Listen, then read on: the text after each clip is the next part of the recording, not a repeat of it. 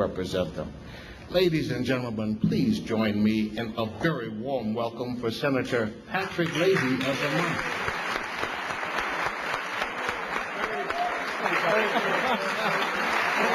I love this. I want you with me all the time. Thank you.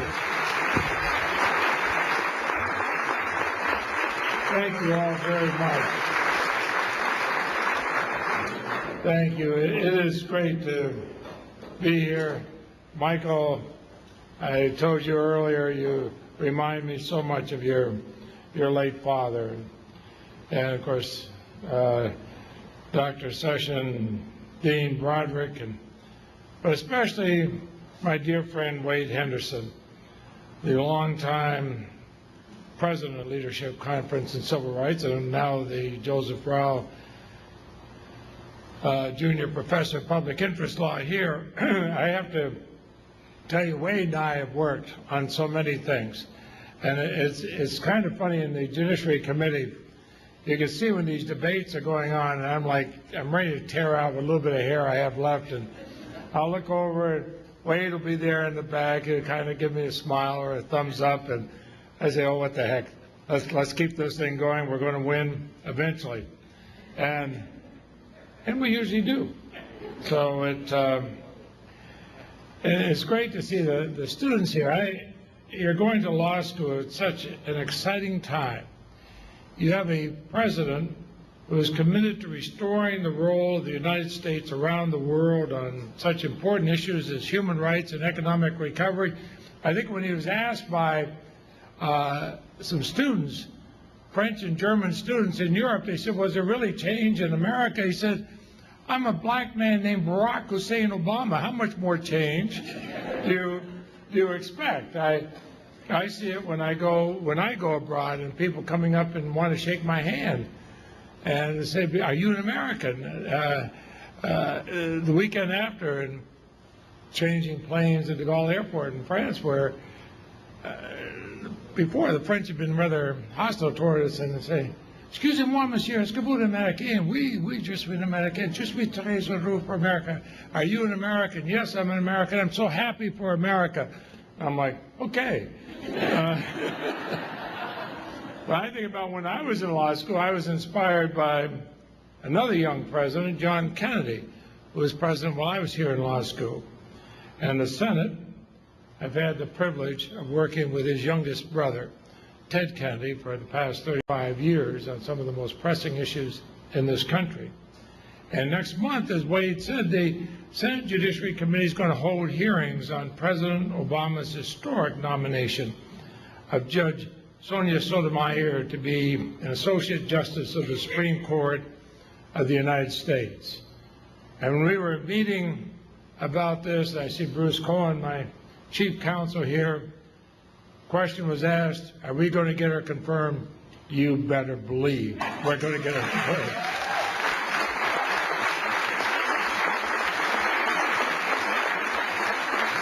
Take that one to the bank. Just think of the number of firsts in her nomination. She's President Obama's first nominee to the Supreme Court. She is the first nominee in well over a century to have been nominated to 3 different federal judicial offices by 3 different presidents. George H.W. Bush to the District Court, President Clinton to the Second Court of Appeals, and now President Obama to the Supreme Court. And of course, she is the first Hispanic nominated to the Supreme Court.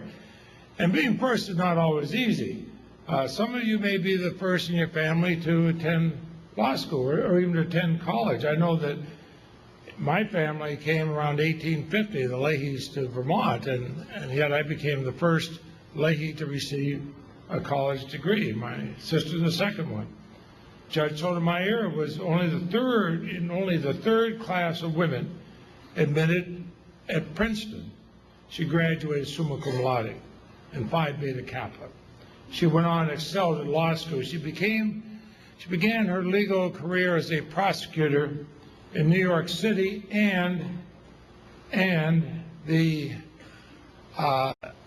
DA of Manhattan, Bob Morgenthau, wrote a wonderful op-ed piece in the New York Times saying what a great prosecutor she was. Now, I remember when President Clinton had nominated her to the Second Circuit, the Republican-controlled Senate put a hold on her nomination. They tried to block her. I made more than a dozen speeches on the Senate urging those who placed an anonymous hold on her at least have the courage to come forward and say who you were. They didn't. And in June 1998, there was a column in the Wall Street Journal which said what we all knew. They were trying to hold her up because they were afraid that President Clinton might nominate her to the Supreme Court if there was a vacancy. When the Supreme Court term ended without a vacancy, the Republican-controlled Senate finally released her nomination. She was confirmed overwhelmingly, and not one word was spoken on the Senate floor against her by those who felt it was so important to hold her up for a disgraceful period of time. And so this brings me back to some more firsts. When Thurgood Marshall was nominated to the Second Circuit, he faced stiff opposition. Didn't make any difference that he graduated first in his class from Howard University Law School, or that he had been lead counsel for the NAACP Legal Defense Fund. He had all kinds of hostile questions to his confirmation hearing, and his nomination was stalled in the Senate for some time. He was then appointed Solicitor General of the United States. Throughout his career as a Supreme Advocate, he successfully argued and won a remarkable 29 out of 32 cases before the Supreme Court. Most lawyers dreamed that they might actually have one case there. He won 29 out of 32. And when President Johnson nominated him to be the first African-American Supreme Court justice, the president noted it was the right thing to do and the right time to do it. Well, President Obama has followed that tradition. It is long overdue to add such a jurist to our highest court.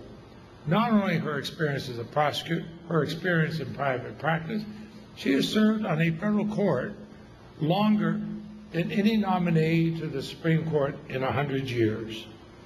I think, as the First Lady said, not only do I believe Judge Sotomayor is prepared to serve all Americans as a Supreme Court justice, I believe the country is more than ready to see this accomplished and respected woman to do just that.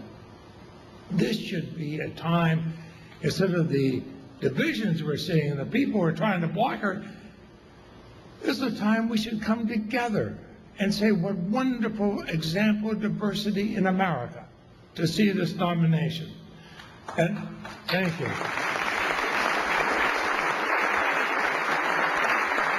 And it makes my skin crawl when I hear one of the leaders of the other party on his radio show compare her to the head of the Ku Klux Klan.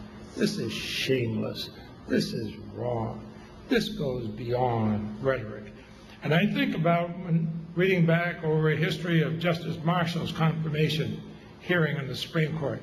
Again, a man who won 29 out of 32 cases, and the kind of questions embarrassing like, are you prejudiced against the white people of the South? Oh, come on, give me a break. Let's not go back to those kind of days. I would hope that the Senate Republicans remember the proud history of the party of Lincoln and the Civil Rights Act of 1960, and as a party that eventually voted unanimously for Thurgood Marshall in the United States Supreme Court. But Justice Marshall wasn't only the first to face adversity. When Justice Brandeis, one of the giants of the Supreme Court, was nominated to the High Court, he had to overcome severe anti-Semitism, significant opposition. The commentary at the time was questions about the Jewish mind, how its operations are complicated by altruism. Does that sound a little bit like an attack on empathy? Of course, I would mention that the opposite of empathy is indifference. Do we really want that in a justice? I think that the first Catholic nominee had to overcome the argument that as a